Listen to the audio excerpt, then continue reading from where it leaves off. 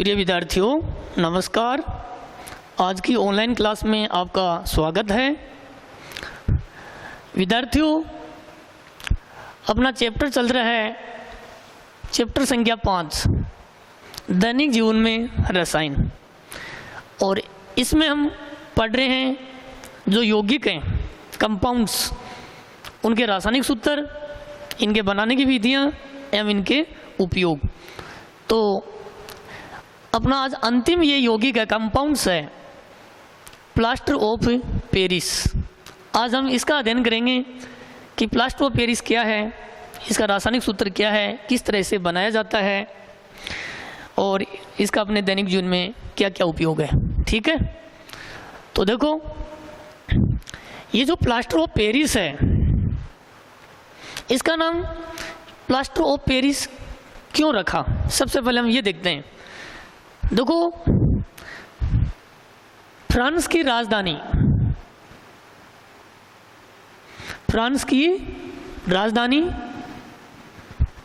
Paris है।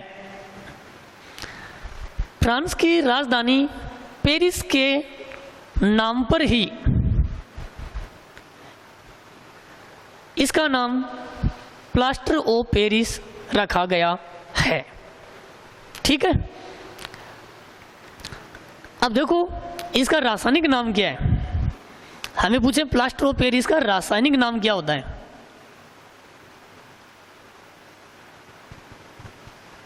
तो हम लिखेंगे यह है कैल्शियम सल्फेट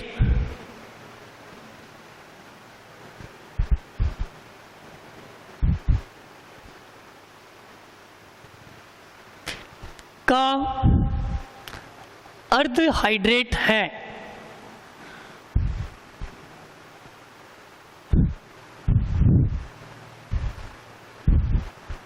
हमें ये कहें कि प्लास्टर ऑफ पेरिस क्या है, तो हम लिखेंगे यह कैल्शियम सल्फेट का अर्ध हाइड्रेट है और यही इसका रासायनिक नाम है।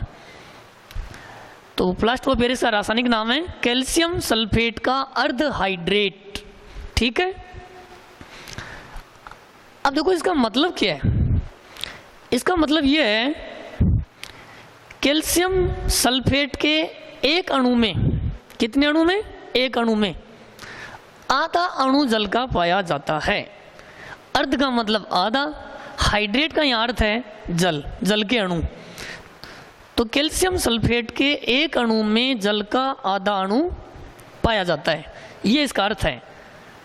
ठीक है, अतः इसका रासायनिक सूत्र क्या होता है, प्लास्टर ऑफ पेरिस का रासायनिक सूत्र। तो देखो अभी हमने इसका अर्थ पढ़ा है, उसी के अनुसार हम इसका रासायनिक सूत्र बनाते हैं।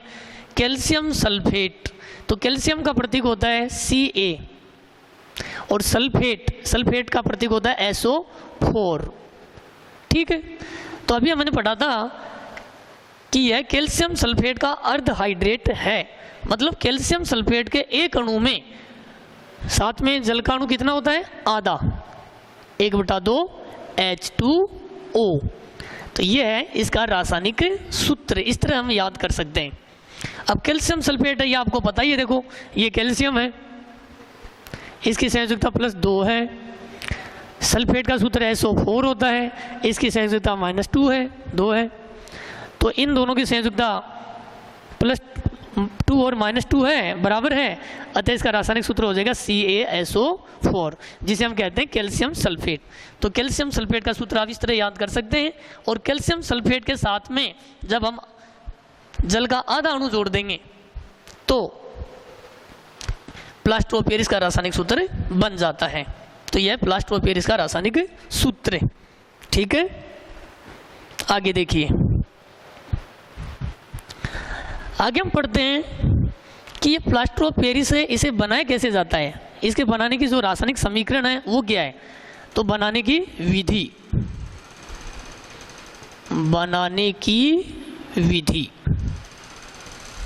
ठीक है।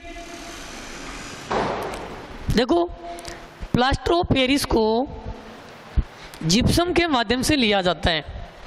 जिप्सम को लेकर के उसको बारीक पीस लिया जाता है।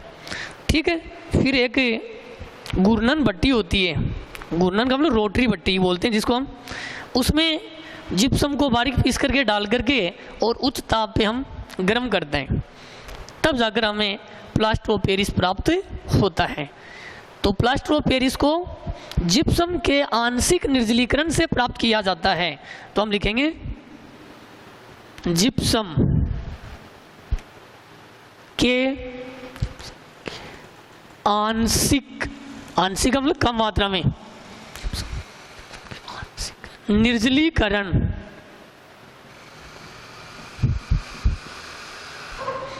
जिप्सम के आंशिक निर्जलीकरण से प्लास्टर ऑफ पेरिस पीओपी प्राप्त किया जाता है। ठीक है, अब हम इसकी रासायनिक समीकरण तैयार करते हैं कि कैसे करते हैं। तो सबसे पहले हमें जिप्सम का फॉर्मूला याद होना चाहिए। तो देखो जिप्सम का फॉर्मूला क्या होता है, CaSO4। ये कैल्शियम सल्फेट है, अभी हमने पढ़ा है। और कैल्शियम सल्फेट के साथ में जब दो जल के अणु होते हैं, कितने जल के अणु, 2H2O साथ में, तो अब ये रासायनिक जो सूत्र है ये किसका है, ये जिप्सम का रासायनिक सूत्र है। जिप्सम जो क्रिस्टलन जल का एग्जाम्पल है। ठीक है, तो ये होता है जिप्सम का रासायनिक सूत्र। अब जिप्सम को हम क्या करते हैं, अभी आपको बताया है, जिप्सम को बारीक पीस लेते हैं, बारीक पीस करके और एक घूर्णन भट्टी है उसमें डाल देते हैं और 398 से 403 केल्विन ताप के बीच में हम इसको गर्म करते हैं। तो ये टेम्परेचर लिख देते हैं, 398 केल्विन से लेकर के और 403 केल्विन के बीच टेम्परेचर पर इसको हम गर्म करते हैं। तो इसका क्या हो जाता है, गर्म करने से आंशिक निर्जलीकरण हो जाता है, आंशिक निर्जलीकरण करण। ठीक है, इसका आंशिक निर्जलीकरण हो जाएगा। अब देखो विद्यार्थियों, निर्जलीकरण का मतलब क्या होता है, निर्जलीकरण का अर्थ है, वैसे अंग्रेजी में इसे हम कहते हैं डिहाइड्रेशन। निर्जलीकरण का अर्थ है जल का बाहर निकलना। ठीक है, जैसे कई बार हमें उल्टी हो जाती है वमन, तो उल्टी होने से अपने जो पेट में उदर में जो जल है वो बाहर आ जाता है। ठीक है, तो अपने शरीर से जल का बाहर आना क्या कहलाता है, निर्जलीकरण। इसे हम इस तरह समझ सकते हैं। अब क्या होता है कि जब ये जल पूरा बाहर नहीं आता है, कुछ अपने उदर में रह जाता है, कुछ जल बाहर आ जाता है उल्टी के माध्यम से, तो इसको बोलते हैं हम आंशिक निर्जलीकरण। आंशिक का मतलब जल का कम मात्रा में बाहर निकलना। और जब सारा जल बाहर निकल जाता है, जल का अणु एक भी शेष नहीं रहता है, तो इसे हम कहते हैं पूर्ण निर्जलीकरण। तो ये होता है निर्जलीकरण का अर्थ। तो यह हम जिप्सम का क्या करवाते हैं, आंशिक निर्जलीकरण करवाते हैं। मतलब जिप्सम को 398 केल्विन से 403 केल्विन ताप पे जब गर्म करेंगे तो जिप्सम में से 1.5 जल का अणु बाहर निकल जाता है और आधा अणु शेष रह जाता है। तो हम लिखेंगे आगे CaSO4। ये कैल्शियम सल्फेट का एक अणु है और हमने पढ़ा है कैल्शियम सल्फेट के एक अणु में जल का कितना अणु होता है, साथ में आधा, 1/2 H2O। तो ये POP बन जाता है, अपना प्लास्टर ऑफ पेरिस बन जाता है। ठीक है, और साथ में जल के कितने अणु बाहर निकलते हैं, 1.5, 1 से 1/2 H2O जल के अणु बाहर निकल जाते हैं। तो यहाँ देखो जिप्सम में जल के 2 अणु हैं और प्लास्टर ऑफ पेरिस में देखो यहाँ आधा अणु, जल का आधा अणु शेष है, 1.5 जल का अणु बाहर निकल गया, मतलब 2 में से आधा रह गया और 1.5 बाहर निकल गया, पूरा नहीं निकल रहा ना। तो इसे हम कहते हैं जिप्सम का आंशिक निर्जलीकरण। तो यह है प्लास्टर ऑफ पेरिस के बनाने की विधि। हम जिप्सम का एक अणु लेकर भी बना सकते हैं। इसके अलावा अगर दूसरा हम लिखना चाहें यूँ भी लिख सकते हैं CaSO4 2H2O। ये जिप्सम का अणु है। अब हम यहाँ इसे 2 से गुणा करेंगे तो जिप्सम के कितने अणु हो गए, जिप्सम के यहाँ 2 अणु हो गए। ठीक है, अब हम इसका आंशिक निर्जलीकरण करवाएंगे, ये यहाँ डाल देंगे। ठीक है, तो यहाँ देखो कैल्शियम सल्फेट के 2 अणु हैं और जल के कितने अणु इसमें, 2 और 2 4 जल के अणु हैं यहाँ। तो प्लास्टर ऑफ पेरिस का रासायनिक सूत्र क्या बनेगा, पहले हम लिखेंगे CaSO4 कैल्शियम सल्फेट। अब यहाँ देखो कैल्शियम सल्फेट के कितने अणु हैं, 2, ठीक है। तो हम कैल्शियम सल्फेट के 2 अणु करेंगे नीचे 2 से गुणा, ठीक है। अब हमने पढ़ा है कि कैल्शियम सल्फेट के एक अणु में आधा अणु जल का है, तो यहाँ कैल्शियम सल्फेट के कितने अणु हैं, 2, तो 2 में जल का अणु कितना साथ रहेगा, 1, आधा आधा 1, तो यहाँ जल का 1 अणु रह जाएगा। अब देखो यहाँ जल के 4 अणु थे, एक जल का अणु यहाँ रह गया POP में, और जल के कितने अणु बाहर निकलेंगे बताओ, 3, 3H2O, ये बाहर निकल जाएंगे, ठीक है। तो देखो विद्यार्थियों, प्लास्टर ऑफ पेरिस का रासायनिक सूत्र है ये भी है, और ये भी प्लास्टर ऑफ पेरिस का ही रासायनिक सूत्र है। अभी आप कहोगे कि यहाँ तो अभी ये बता रहे हैं और अभी आप ये बता रहे हैं, तो ध्यान देने योग्य बात ये है कि हमने ये पढ़ा कि जब कैल्शियम सल्फेट का एक अणु होता है, कितना अणु, एक अणु, एक अणु के साथ जल का कितना अणु होता है, आधा, तो ये प्लास्टर ऑफ पेरिस का रासायनिक सूत्र है, ठीक है। अब यहाँ देखो कैल्शियम सल्फेट के कितने अणु हैं, 2, तो बताइए जल के अणु कितने रहेंगे साथ में, 1, क्योंकि एक अणु में होता आधा, तो कैल्शियम सल्फेट के जब 2 अणु होते हैं तो जल का अणु कितना रहेगा साथ में, 1, तो ये भी प्लास्टर ऑफ पेरिस का ही रासायनिक सूत्र है, आप कंफ्यूज मत होना, ठीक है। और ये 3 जल के अणु बाहर निकल जाते हैं, तो ये है प्लास्टर ऑफ पेरिस को बनाने की विधि, ये इसकी रासायनिक समीकरण है। आप एग्जाम में ये भी लिख सकते हो और एग्जाम में ये भी लिख सकते हो, मतलब दोनों में से कोई एक गलत नहीं है, ठीक है। चलो अब देखो आगे आते हैं प्लास्टर ऑफ पेरिस के गुण बनाने की विधि के बाद में।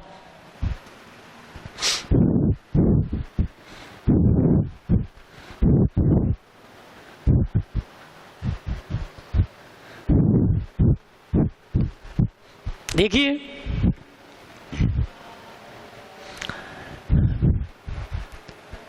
POP के गुण, प्लास्टर ऑफ पेरिस के गुण।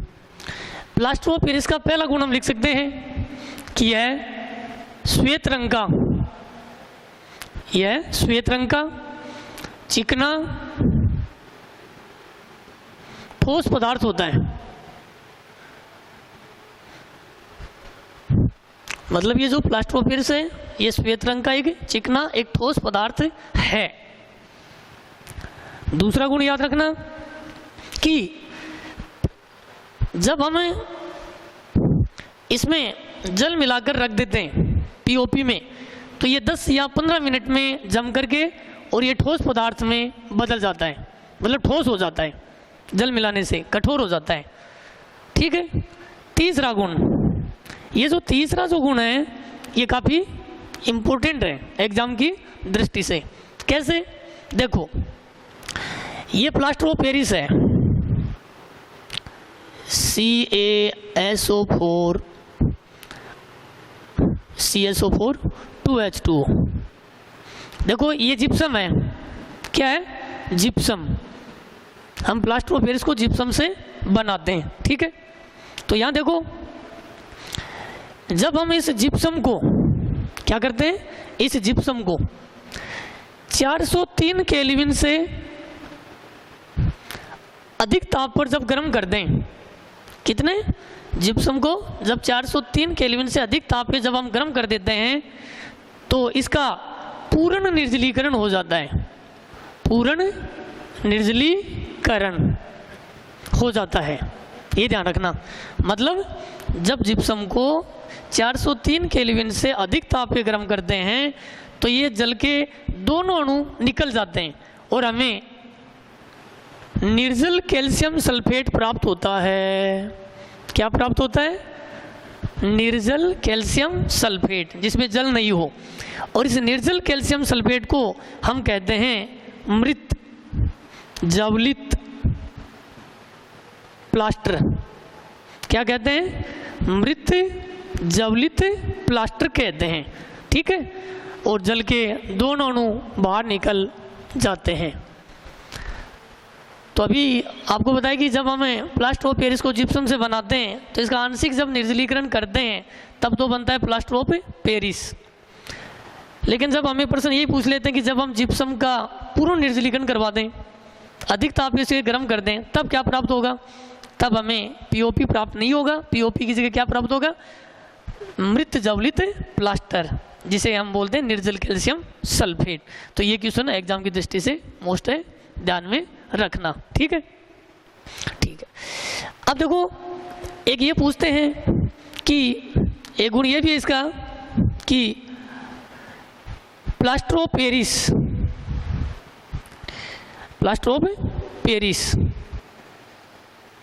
इसकी हम जल के साथ क्रिया करवाते हैं। किसके साथ? जल के साथ। जल का अणु हमने 1.5 अणु ले लिया। तो प्लास्टर ऑफ पेरिस जब जल के साथ क्रिया करता है तो ये जिप्सम में परिवर्तित हो जाता है पुनः। किसमें? जिप्सम में, जो एक ठोस पदार्थ होता है। तो इस क्रिया से बचने के लिए प्लास्टर ऑफ जो पेरिस होता है इसे आर्द्रता रोधी बर्तन में रखा जाता है। आर्द्रता रोधी, ऐसा बर्तन जिसमें आर्द्रता न हो, मतलब नमी न हो, जल के अणु बिल्कुल भी न हो, उसे कहते हैं आर्द्रता रोधी बर्तन। अब प्रश्न आता है कि प्लास्टर ऑफ पेरिस को आर्द्रता रोधी बर्तन में क्यों रखा जाता है? तो हम लिखेंगे कि ऐसा बर्तन जिसमें आर्द्रता है, मतलब जो आर्द्रता से युक्त है, और उसमें हम पीओपी को जब रख देंगे प्लास्टर ऑफ पेरिस को, तो वो आर्द्रता से क्रिया कर लेगा, अर्थात जल से क्रिया कर लेगा, और किस में परिवर्तित हो जाएगा? जिप्सम में, ठोस रूप में परिवर्तित हो जाता है। तो बर्तन में हम रखेंगे पीओपी और हमें प्राप्त क्या होगा? जिप्सम। तो इस क्रिया से बचने के लिए प्लास्टर ऑफ पेरिस को कौन से बर्तन में रखना चाहिए? हमें आर्द्रता रोधी बर्तन में रखना चाहिए। तो ये क्वेश्चन यूँ भी पूछ सकते हैं कि प्लास्टर ऑफ पेरिस की जल के साथ अभिक्रिया लिखिए, तो हमें ये समीकरण लिखनी होगी, ये अभिक्रिया लिखनी होगी। या यूँ आ जाएगी प्लास्टर ऑफ पेरिस को आर्द्रता रोधी बर्तन में क्यों रखा जाता है, तो भी हमें यही क्वेश्चन देके, मतलब यही समीकरण देकर के हमें समझाना है। ठीक है, तो ये क्वेश्चन बनता है मोस्ट है। इसके बाद में आगे हम पढ़ते हैं प्लास्टर ऑफ पेरिस के उपयोग, मतलब ये क्या काम आता है।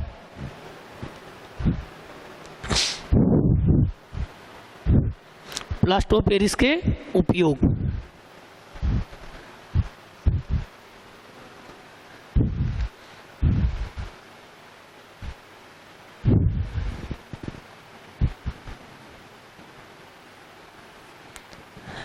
पीओपी के उपयोग देखो, प्लास्टर ऑफ पेरिस का जो पहला उपयोग है वो हम लिख सकते हैं भवन निर्माण में। किसमें? भवन निर्माण में।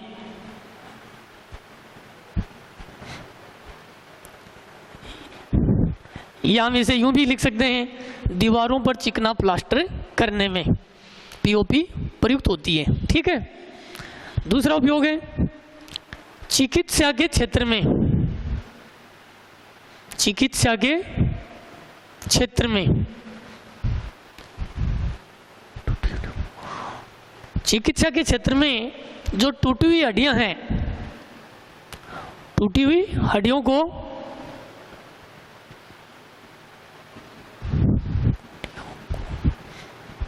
पुनः जोड़ने में, पुनः जोड़ने में पीओपी का प्रयोग किया जाता है। मतलब प्लास्टर चढ़ा दिया जाता है जब अपना हाथ है या अपना पैर है, जब फ्रैक्चर हो जाता है, हड्डी टूट जाती है, तो डॉक्टर उसको स्थिर रखने के लिए क्या करता है, उस पर प्लास्टर लगा देता है, तो वो पीओपी से ही बनता है। ठीक है, तो ये बहुत इंपॉर्टेंट है, इस पर ध्यान रखना कि चिकित्सा के क्षेत्र में टूटी हड्डियों को पुनः जोड़ने के लिए जो प्लास्टर प्रयुक्त किया जाता है वो किसका बनता है? पीओपी का। ठीक है, चिकित्सा के क्षेत्र में। इसके अलावा हम लिख सकते हैं दंत चिकित्सा में, दंत चिकित्सा में, दंत चिकित्सा में भी पीओपी का प्रयोग किया जाता है। मतलब जो नकली दांत हैं, नकली दांतों के जो सांचे बनते हैं वो पीओपी के द्वारा बनाए जाते हैं। मूर्तियां एवं घरेलू सजावटी सामान बनाने में भी पीओपी का प्रयोग किया जाता है। तो ये भी एग्जाम की दृष्टि से इम्पोर्टेंट क्वेश्चन है कि मूर्तियाँ या घरेलू सजावटी सामान बनाने में किस यौगिक का उपयोग किया जाता है? POP, plaster of Paris. इसके अलावा आपने देखा है जो अपना विद्युत हीटर है, क्या विद्युत हीटर, विद्युत हीटर की जो प्लेट आती है, प्लेट जिसमें खांच होती हैं और उन खांचों में जो तापन तंतु है निक्रोम मिश्र धातु का वो लगा होता है। तो विद्युत हीटर की जो प्लेट है उस प्लेट के निर्माण में भी किसका प्रयोग किया जाता है? पीओपी का प्रयोग किया जाता है। तो विद्यार्थियों ये प्लास्टर ऑफ पेरिस के मुख्य उपयोग हैं। लेकिन ये दो जो उपयोग मैंने बताए, एक तो चिकित्सा के क्षेत्र में टूटी हड्डियों को जोड़ने में और एक ये मूर्तियाँ बनाने में, इन दोनों भी क्वेश्चन आ चुके हैं। तो इनको आप अच्छी तरह ध्यान में रखना। आज की ऑनलाइन क्लास में इतना ही काफ़ी है। धन्यवाद।